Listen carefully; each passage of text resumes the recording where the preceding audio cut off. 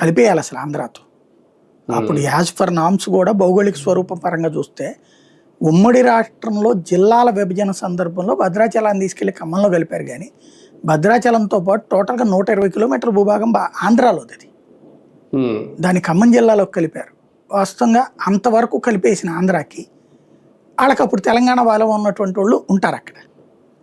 అది వాళ్ళు కలుపుకోలేదు. అది ఖమ్మములో టిఆర్ఎస్ ఖమ్మంలో టిఆర్ఎస్ వీక్, తర్వాత నల్గొండలో టిఆర్ఎస్ వీక్ కొంత ఉంటది. కాంగ్రెస్ తో పోటీ పడగలుగుతుంది కానీ కాంగ్రెస్ 90 అయితే టిఆర్ఎస్ 10 అక్కడ.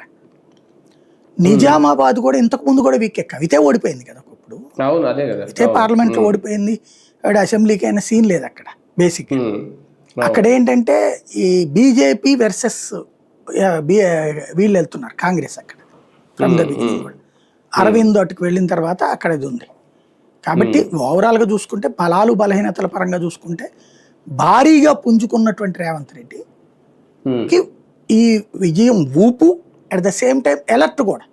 నిన్ను ప్రజలు నేరుగా అప్రిషియేట్ చేస్తున్న సంఖ్య తగ్గిందయ్యా. 49-50% నుంచి 39% పడిపోయావు.